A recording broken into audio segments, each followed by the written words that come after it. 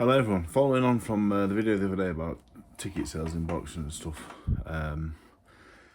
wanted to go over it in a little bit more depth and how to sell more, why you need to sell more, why you need to sell them at all. I had a few messages, people saying I didn't know that's how it worked. Basically, if you're not like an Olympian, top class amateur, and you're on the small hall, if you're not selling tickets, you're not boxing, you know. Myself and the kid I managed I was talking about the other day, we paid to box, but we're in a fortunate position where we can, you know. I earned a bit of money out of boxing. The kid I manage sponsorship as well, same as myself. Not everyone has that same, you know, good luck really. So yeah, ticket sales is a really difficult one from personal experience. When I turned pro, I did some digging earlier, spoke to a few people, my mum and my sister and that. My pro debut, I think I did about 80 tickets. Ticket prices back then was £65 and £45 ringside and then standard.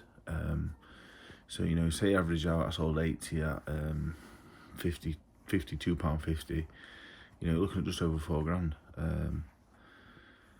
But then my second fight, probably did about 50. My third fight, I didn't have to sell any actually in my third fight. I was at Sheffield Arena. That was a random one, which I'll probably do a story on. That was quite interesting. My fourth fight, I sold 3 tickets. My fifth fight, I sold maybe 5. My sixth one, again, single figures. And then my seventh one, I'm back in Doncaster, I think I did 30. So, but I was very fortunate. I'm working with Dan the first 6. He backed me and supported me. And while for the fights I didn't really make much money, I boxed, you know, very, very lucky really, because there's so many kids out there now boxing, like I said, for free or paying to box.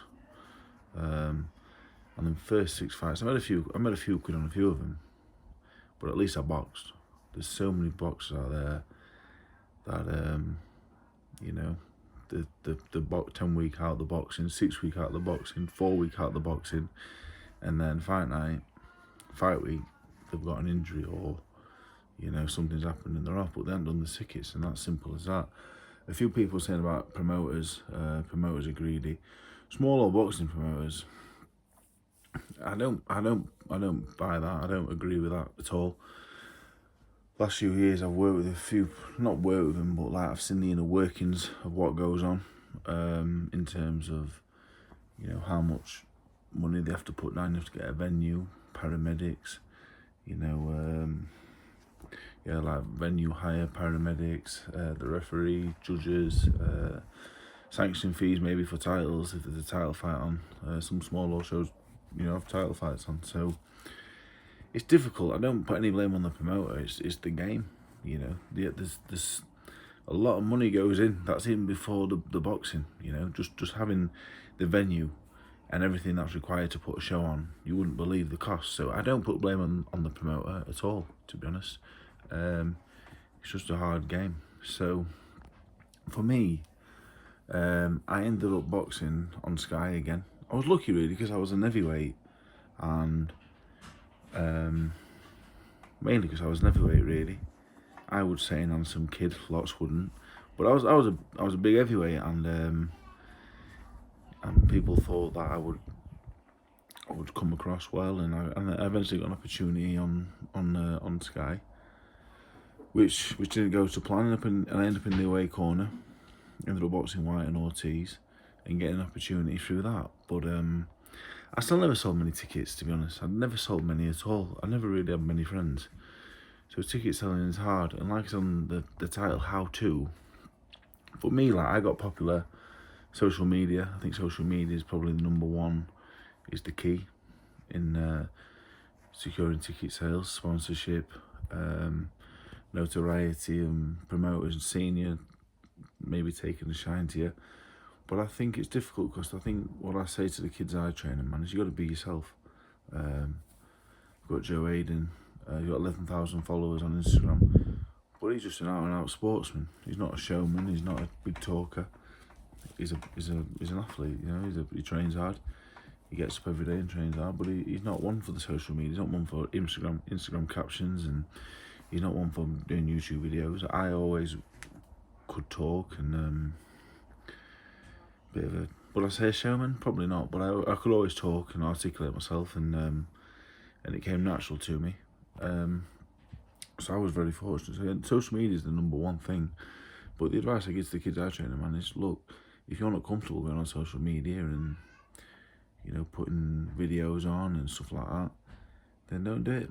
You know, I think a minimum boxers should be doing is documenting the training on social media, getting yourself out there, really. I was never a pub goer. I don't drink, and I never drank or smoked or frequented like pubs and nightclubs. That was never my thing. So I struggled. That's why I struggle with ticket sales. I think you've got to get yourself out there, but it's a fine line between getting yourself out there and being out there too much. You know, because I know a lot that do that as well.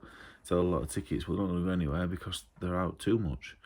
So in terms of a how-to, I think you've got to be busy on social media, even if it's not your thing. You've got to be documenting your training, your dieting, you know, keeping people in the loop without being annoying.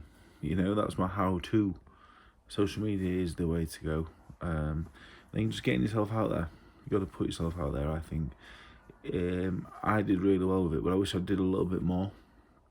Social media, I think I cracked it. I think I was probably the first boxer on social media that used social media to make a career, really, because I think I did that. I think I went from small obscurity to headlining in the O2 in 3 years via social media.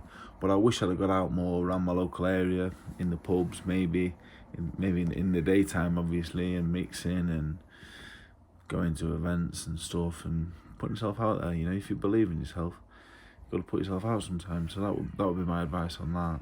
And a few other things on ticket sales. Yeah, people ask me like, is it true if you don't sell, you don't box? Absolutely, yeah, absolutely.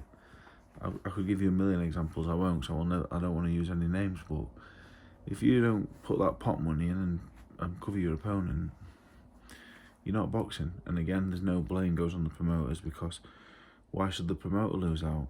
You know, us as boxers trying to earn, the trainers trying to earn, the managers trying to earn, the promoters trying to earn. So really, for me as a manager, if I've got a kid that I believe is going to win titles, then yeah, you'd back him. You'd put a few quid in because you think, I want to get that back. As a promoter, you might have a kid and go, look, he's not selling his tickets, but he's going to go somewhere. We'll get that money back. You back him.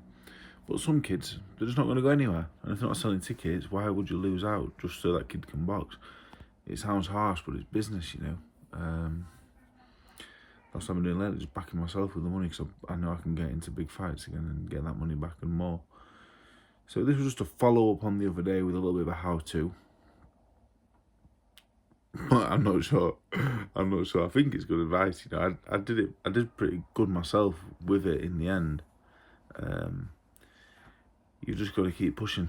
For all the small hall boxing kids out there, all the kids that are going to turn pro, and you know you're going to be on ticket deals on small hall.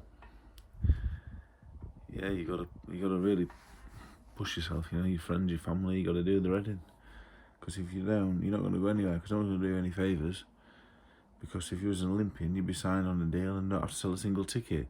And let me tell you something, when you get off the ticket deals and you get onto the TV shows, the press is nowhere near the same. I think on the big shows, I think it's different now from what I'm understanding and being told in terms of wanting to get kids on big shows. They've got to sell now or they're not going on. But when I was boxing on the big shows, I was never told I had to sell anything, really. I was on 10% commission on pretty much every show I was on. The Fraser Clark one, there was no commission on tickets, so I didn't take any and sell any because I thought it was a pointless exercise, really. There's no commission, why would I sell tickets? That's happened on a few other shows as well. Off the top of my head, I don't want to say which ones because I don't remember, but there's no commission on the Clark show. But usually you're on 10% commission, so there is, especially when I was boxing a few 6-rounders. I tried selling them for that. But I never really pushed my tickets too much because when I got onto the Matchroom shows, there was no pressure. The only pressure was if I wanted 10% commission. When when I boxed on the Kell Brook Errol Spence card, the ringside was £800 for ringside tickets, and people coming to me because they didn't want to go onto the website and pay a booking fee. They was coming to me, and I was getting 10% of £800 every time someone bought these ringside tickets off me. I didn't get many of them given, but yeah, in boxing it's all about getting on the TV. If you want to get paid, you got to be on the TV. If you want to get sponsored, you got to get on the TV. If you want to box for major titles, more often than not, you got to be on the TV. So that's what it is. Yeah, this video is long, and I feel like I'm not even said anything. But ticket sales in boxing, I could do probably part 1 to 100 on this. But yeah, ticket sales in boxing. It's the most important takeaways from this is, if you are a young boxer or aspiring boxer, get yourself out there now. Get that support base built. If you're an amateur license or whatever, go out there and get that support base built up now, because you'll need it. If you're on the small hall, you will need it. Number 2, you can't put the blame on the promoters for people that don't sell tickets not boxing. It's a business to them as it is a business to the trainer, the manager and the boxer. So you can't put all the blame on them at all, because they're not a charity. And number 3, I hope you've enjoyed this video.